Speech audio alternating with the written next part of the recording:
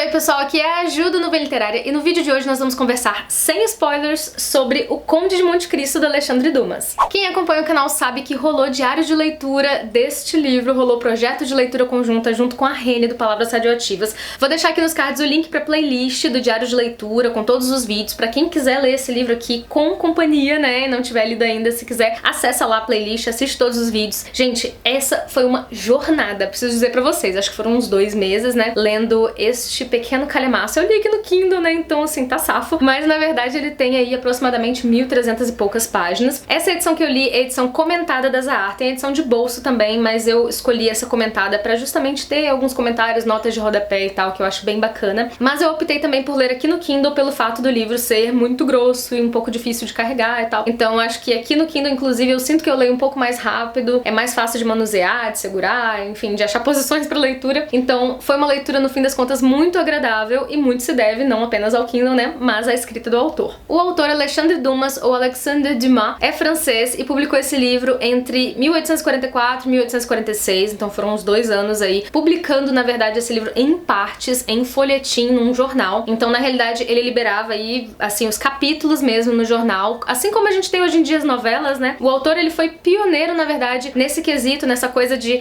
publicar em folhetim, já pensar a história para o folhetim, sabe? Ir escrevendo e publicando, e ele foi um grande sucesso na época. Até hoje, esse é um dos clássicos mais renomados, aí, mais lidos, mais conhecidos no mundo todo, principalmente sob essa temática, essa ótica da vingança. Então, é um livro super bem conceituado aí, e por toda essa fama dele foi que eu escolhi, né, decidi ler esse livro. Eu já tinha muita curiosidade por tudo isso que as pessoas dizem, e realmente o livro não me decepcionou, me surpreendi bastante com a leitura. Inclusive, como eu falei pra vocês, eu achei que eu iria demorar muito mais a ler, achei que fosse muito mais maçante, e na realidade não é. Justamente pelo autor escrever dessa forma em partes e ir liberando, né, na época, publicando em folhetim, em partes, ele sempre deixava um gancho muito forte, assim, para o próximo capítulo, assim como é feito também nas novelas, né? Ele sempre deixa aquela tensão no ar para que você fique muito curioso e queira seguir pro próximo capítulo. Inclusive, o livro é dividido em 6 partes e em capítulos curtos. Então, na realidade, aqui no Kindle dava, assim, 12 minutos esse capítulo, 15 minutos pra você finalizar o capítulo, sei lá, 20 minutos no máximo. Então, são poucos capítulos muito longos, muito extensos, e a maioria dos capítulos você lê rapidinho. Tudo isso contribuiu pra que eu me envolvesse muito com a leitura e conseguisse levar esse projeto aí direitinho até o final, dentro do prazo, e fez com que esse livro se tornasse um dos meus favoritos da vida. Agora eu vou contar um pouquinho pra vocês sobre o enredo, pra vocês saberem do que se trata essa história, mas sem spoilers. Bom, o romance se passa na França na maior parte do tempo, em algumas cidades diferentes, e ele se passa numa época politicamente instável. Então a gente tem aqui muita questão do bonapartismo, principalmente na primeira parte do livro a gente tem muita politicagem acontecendo, mas depois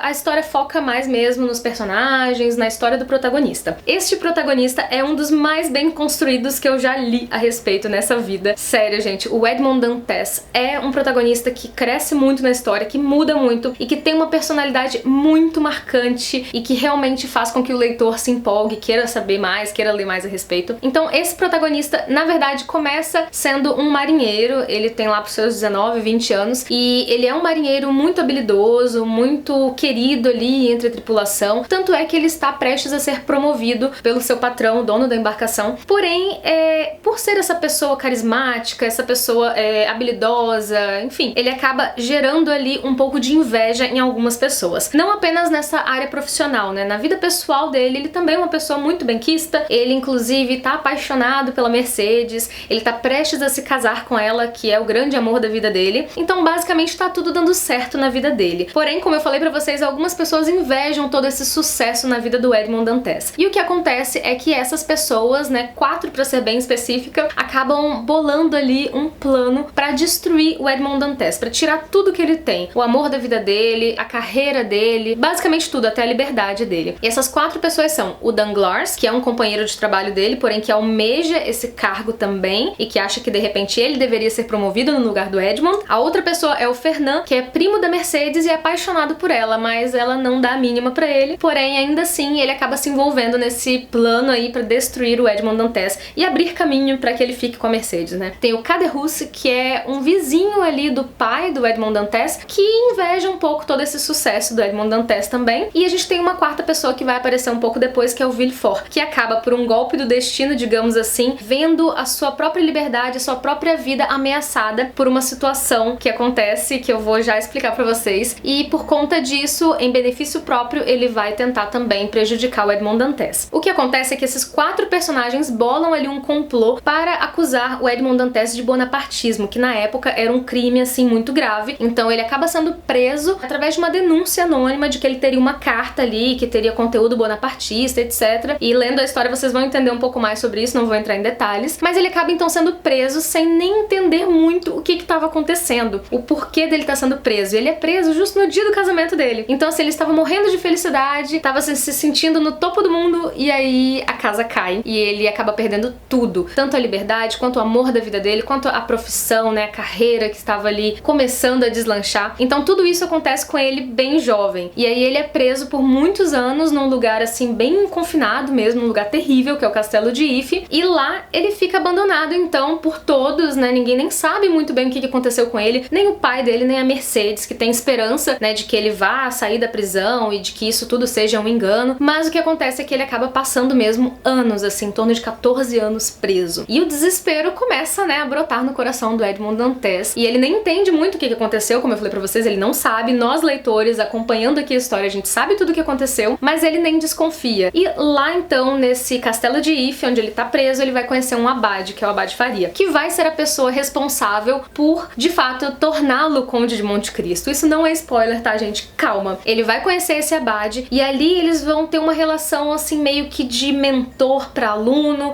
um tanto também de pai pra filho, sabe? Eles vão formar ali um laço muito forte, e o abade vai muni-lo de todas as ferramentas que ele precisa pra obter essa vingança. Na realidade, o abade vai até abrir os olhos dele pra tudo que aconteceu, porque quando Edmond Dantes vai contando pro abade ali tudo que aconteceu com ele, o abade logo assim entende por que ele foi preso, etc. E ele vai ser um personagem chave então na história. Após ser instruído, né, assim, educado em muitas coisas pelo abade, como filosofia, medicina, lógica, enfim, muitas coisas, que o abade é um cara extremamente culto, assim, um literato e tudo. Então ele vai receber toda essa educação do abade, e não apenas isso. Na realidade, o abade também deixa pra ele um mapa de um tesouro que vai acabar fazendo com que ele se torne o Conde de Monte Cristo. Então, basicamente, esse é o enredo, né? Acontecem coisas que vão tirar esse personagem da prisão. Acho que todo mundo sabe que ele vai sair da prisão, e logo depois ele vai se tornar o Conde de Monte Cristo, vai encontrar esse tesouro, ele vai ter tudo em mãos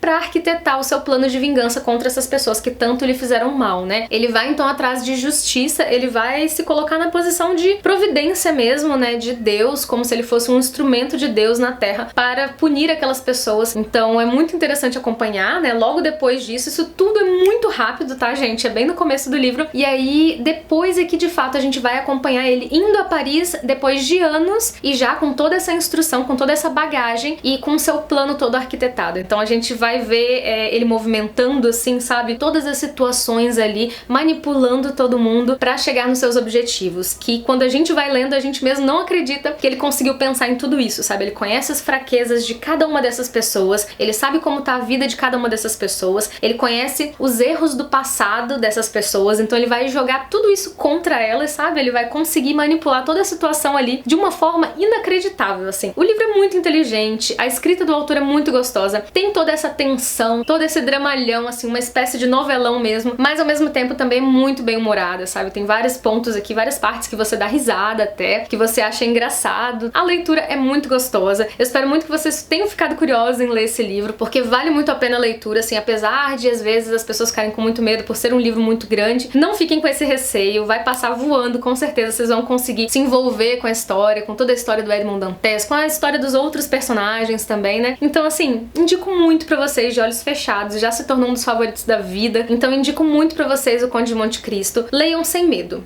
de ser muito grande, de talvez por ser um clássico ter uma linguagem mais difícil, mais rebuscada. Vai sem medo que, assim, você vai se surpreender. Bom, então é isso, gente. Tem muita coisa que eu poderia contar pra vocês a mais da história, assim, muitas outras coisas que eu poderia comentar com vocês, coisas que eu amei, detalhes interessantes da história, mas eu acho que isso que eu já contei pra vocês é o suficiente pra já instigá-los, né, de repente, a pegar o livro pra ler. Eu espero muito que vocês tenham gostado desse vídeo. Quem gostou, não se esqueça de deixar o seu curtir aqui embaixo, que ajuda muito na divulgação do Nuvem Literária. Vejo vocês então em um próximo vídeo. Um beijão e até lá. Tchau, tchau!